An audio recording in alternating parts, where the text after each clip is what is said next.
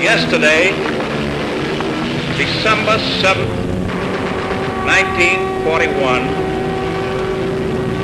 a date which will live in infamy. The United States of America was suddenly and deliberately attacked by naval and air forces of the Empire of Japan. I was driving a grain truck hauling shelled corn for my cousin. He lived down in Sergeant Bluffs. He shelled all that stored corn, you know, the big old silos that have corn. He'd sell that for the farmers, and I'd haul it to the grain. Well, you're getting back. I didn't know if you'd bring that up. No, the guy, my buddy's getting ready to leave, and you had, at 18, you had to have your paper signed. And my dad was in the Veterans Hospital in Lincoln. Mm-hmm. My mom was down there with him. So I contacted my uncle. His name was John Schultz, and he signed my papers for me, which was a secret for a long time. Some of the guys that flunked the Marines, they sent them down the hallway to the Army and the Navy. Honest.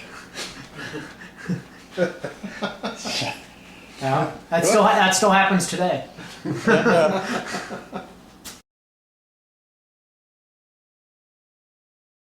I remember this. We piled out of the truck, and there was a sergeant there just shouting his little head off at us. Made us stand in a line. And he walked up to each one of us and said we were scum of the earth. As I said, that we're in for it. Yeah. But anyway, that's where boot camp started. Celebrated my 19th birthday, or celebrate. I did a lot of close order drills on my birthday in boot camp. Graduated today, big day, parade. Sergeant, back in our tent area, he said, "Okay, you guys, anybody think you can whip me two steps forward?" Everybody looked at each other. Two big guys stepped forward. Most of us just looked at each other. We didn't want nothing to do with that guy. He said, "Okay, you guys, fall out, go back to tent, clean your rifles." He said, "You two follow me." He took him to the PX and bought him beer all afternoon. He did.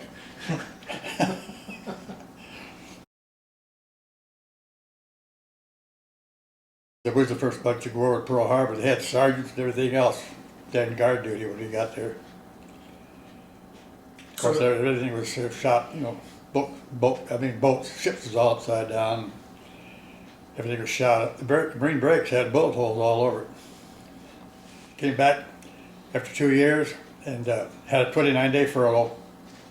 Came home, and I grabbed a bus and came up here to the city to see my wife, future wife.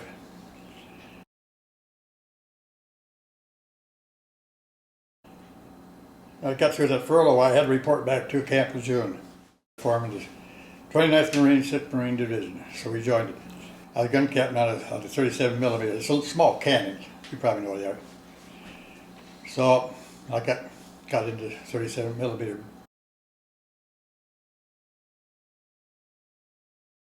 Well, I went across the equator.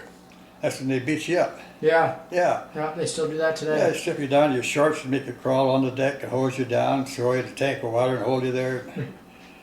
I forgot about that. Yeah, they beat you up pretty good. Finally, especially in a chair, kind of like a barber's chair. There's a big old tank of water behind you. And they squirt some awful stuff in your mouth. And they tip the chair backwards in the water, and there's a guy in the tank holding you underneath the water. Until you almost drown, you know. Bring you up, they throw you over the side of the tank. You land on the deck.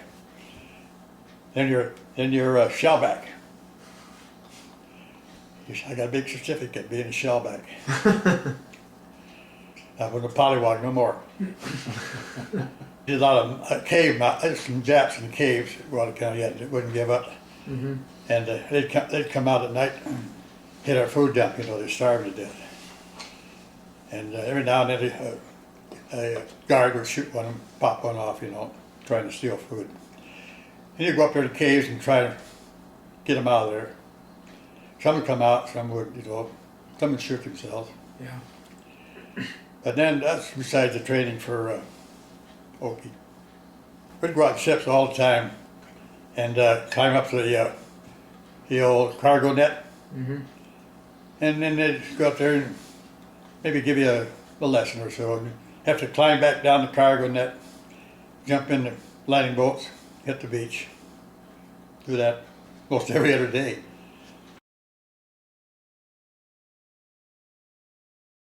We head open now April Fool's Day in the morning. I think it's a big meal during the night.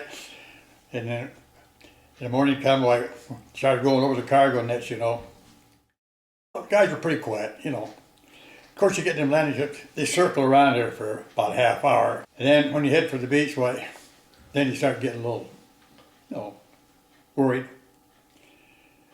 I don't think anybody ever started praying or anything like that. They just, kind of quiet. Mm-hmm. But the funny thing is, that was the first marine landing where we walked ashore. No opposition. They dropped that ramp while we walked in. We thought we had it made. We didn't know we were going to run into a mess later on. Northern End had a airport too. I forget now what the name of that airport was. But there's nobody there. We surrounded the whole area. And believe it or not, here comes a Jap fighter plane landed. One of those 10% guys didn't get the word. We're sitting around the airfield. He'd come in, that fighter plane landed. Got out and started walking away. I don't think he took over 7 or 8 steps, he was dead. South End was when we first came eye to eye. The rest of it was just shelling us with cannons and mortar shells most of the time. After dark, nobody ever stands up after dark in the Marine because your buddy will shoot you. So one night there, we got through eating. Everybody crawled back to their own foxholes. And that lieutenant, he crawled over and popped into his, and there was one of those big old black poisonous snakes in there. And he had a fight with that thing. Bit him a couple times, I guess. I think he killed it, I'm told. But I never did see that guy again. Medics took him. Corpsman, I mean. We called him Corpsman in them days. Mm-hmm. Probably took him back to the beach. But you got a replacement in. Well, I'll tell you, from then on, everybody crawl up your foxhole, we take our bayonet, stir it around in the foxhole for a while before we plopped in. I was more scared of snakes than Japs, I think, at that time. When we were in the Army, they were bogged down. They operate different than Marines do. So we went down and relieved them. They went back up north where we'd been. We took over the South End. That's when we started. Real fighting started down south. They had them caves. They had them great big old 90mm cannon. They'd wheel out on the railroad track. They'd fire 4 or 5 rounds, wheel them right back in real quick and drop the camouflage. And your plane spotters and stuff like that, they could never see it because the camouflage bashed the ground. They had an awful time finding them. Patrol most of the time. Yeah. Looking in caves and patrolling all the time. And then night time comes where you dig in. When you dig a foxhole, you make a little ridge around them. When you suck in the night, you take all your grenades off you, lay them on a row in front of the dirt here in front of you. Take your poncho, lay down and cover up. Sometimes it rains. I've had water running through the foxhole. And you're so tired you don't give a damn. It's honest to God truth. We were sitting there one night though, just before dark, and we was up on the mountains up there, tracer fire all down there. And we found out there was a Japanese landing force. You came around the end of the island. They had these here kind of bamboo boats and stuff like that, landing stuff. And they come in on our side and had a destroyer, tin can they called him. And he put in all these spotlights was on this bunch. And Ken went right down the line, shooting all them landing craft. I think there was a jet. One got ashore. There was something to see. All the machine guns, and stuff, aboard the ship. Fired right down at him. Yeah. Probably didn't have much of a chance. Oh, they were slaughtered. Yeah. How many of them would you say there were? Oh, probably about 5 or 6 boats in a row. 30 or 40 to a boat. Oh. Mm. Some Japs running in caves and stuff. Fired at a couple of them. And I don't know if it hit him or not. One guy kind of stumbled. He went back in the cave. I don't know if he hit or what he stumbled. Maybe 2 or 3 guys firing. Mm-hmm. You don't know who hit him or who didn't. You always think you did. I hope you did. Yeah. My fire team would go out patrol. We'd have to examine those huts and stuff, sometimes. There'd be some people in it, sometimes we thought maybe a Jap. We stopped at one hut there one time, and the guy ran out of the hut, started running in the wood. I think it was a kid. He looked to me like a little kid. He had a uniform on him. Old Tyree, he raised a rifle going to shoot him. Well, the kid was probably from here, picnic table about back. I grabbed his rifle and pointed up in the air, and he missed him. I told him, I said, it's a kid. Later on, I thought maybe it was a Jap. Anyhow, we looked inside this here hut. There's no man there, real old native man. So we walked in, and I don't know if he had any whiskey. I'll shake his head, no whiskey. I forget now what the whiskey name was, Japanese stuff. Sake? Sake. Mm-hmm. And then the beer was something else. Kickapoo. Anyhow, the beer was in great big bottles. We liked that. Anyhow, kept shaking his head no. And he was sitting on a couch. I told him, get up, pulled the blanket about it. There was a bottle of whiskey in there. So I had a cork on it. I smelled it. I made him drink some first. He didn't want to drink. Oh, pointed my 45 at him. Drink. He drank. I put the cork back in. We all had a shot of it. I put it in my pack, I don't know if whether that was a kid or a Jap. Anyhow, I grabbed a rifle and missed him. I hope it was just a kid. Mm-hmm. I was attacked in Sugarloaf Hill. Getting mortar rounds and cannon rounds and everything else. And Tyree and Red and I, they had those tombs. Natives had tombs side of the hill where they buried their deceased in urns. They're dirt shells. And the urns sit on it. They got a big old stone and block it. And there's kind of a little courtyard around them. There's pictures of them in the book. And it's probably about 3 or 4 feet deep, the walls are. So we jumped in one of them, hit it, and we started getting mortar fire, snapper fire. So we kicked the stone out and crawled in that thing. Pretty soon I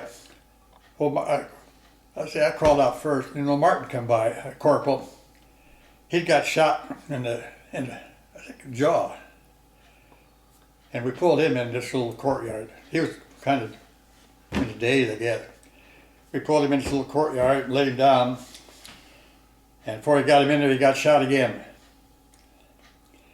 Every time we stuck our head up above this little wall, snipers would start peppering at us. And he lay there and he died. Covered him up with a poncho. We were in that cave, and one of our tanks pulled up front. And they had a Marine talking to him, on radio. They always have a radio in the back of the tank. And as Marine was talking to him, they pulled up right in front of him. And that current on that tank swung right around, pointed right at that cave. I bet the tank wasn't from here to that house over there from us. Pointed right at the hole within. started waving that. And that Marine behind the tank, he waved back. And pretty soon the old turret swung back around. And about time it was swung around, some sniper got him, the Marine talking on the phone. He fell, and the tank backed over him. Tank got out of there because it started getting them artillery rounds, the tank did. Started back up the hill for our friendlies. One of my buddies was laying there, he got shot. And I stopped to help, tried to help him, and the sniper got me up here. Went through it. Knelt down trying to help him. And then when you shot, did it knock you over? Yeah, it knocked me flat for a minute. Yeah. Don't know what happened for a minute, you know. Kind of dazed. You find out you're not dead while you get up. When you get out of there. Yeah. When I propped him up, I couldn't carry him. I went back over the hill and then fell down in the dirt there, and a corpsman come cut my jacket off. And they threw me on a Jeep. Me and a bunch of other guys got hit. He took us out to the beach. They had some tents set up down there, doctors. They pass you up. Next day they put you aboard a hospital ship and sent you to Saipan Hospital. When I went back to Oki, there was 3 of us. That were left from the original. In our platoon. Yeah. I heard what happened to Tyree. He had a piece of shrapnel on his forehead. And my barman, he got killed. And Red, the guy with me, I don't know what happened. I heard he cracked up. I don't know if that's true or not. Yeah. I never did see Red again. Don't know what happened to him. I never happened to Tyree. But the barman, he got killed. Or Gunny Cannon. They called him Gunny because he'd been up and down in ranks so many times. he was a character. But he wouldn't let nobody carry that bar but him. Yeah. Tyree was his assistant, you know, bandoliers all over. Mm-hmm. And Red, he was just a rifleman with me.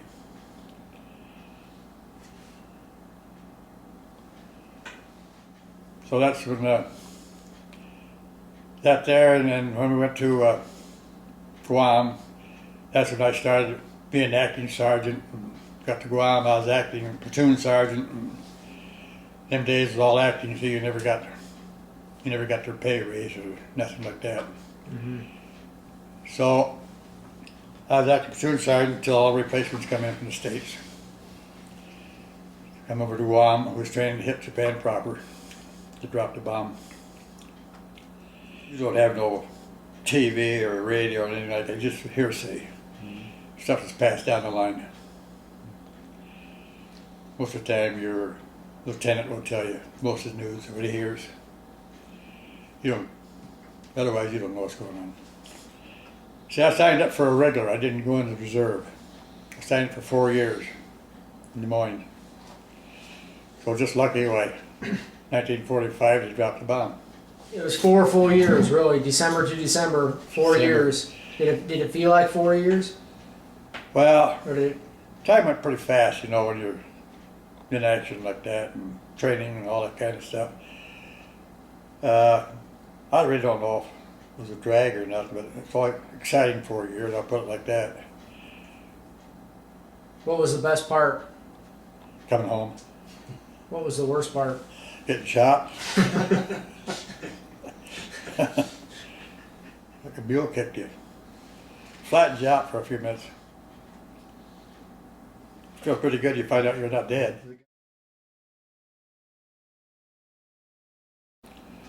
So that's when they loaded up a ship full of us guys to take off for home. We stopped by Manila, pick up some soldiers. Got back to Frisco.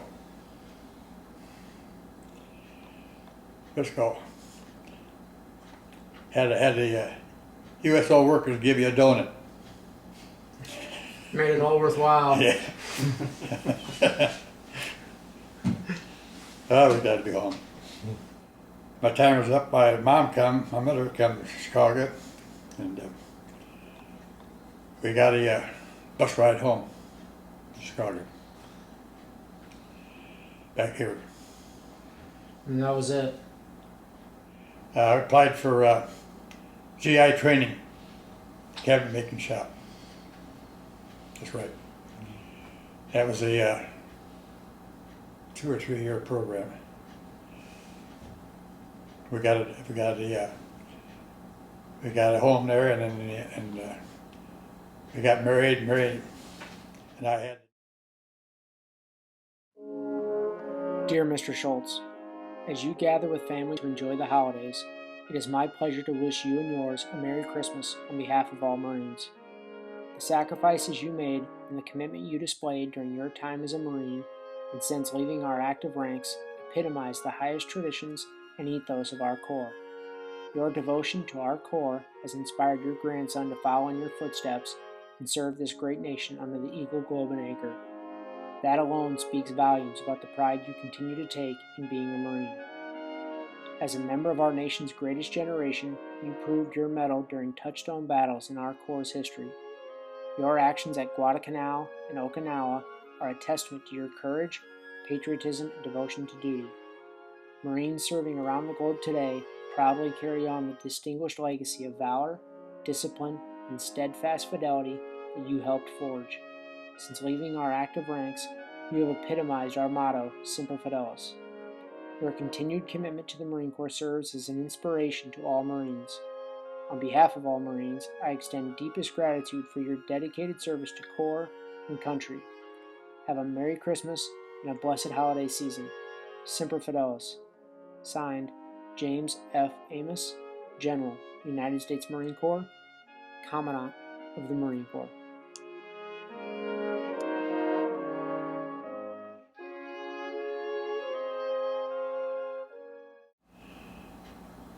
I don't know, I suppose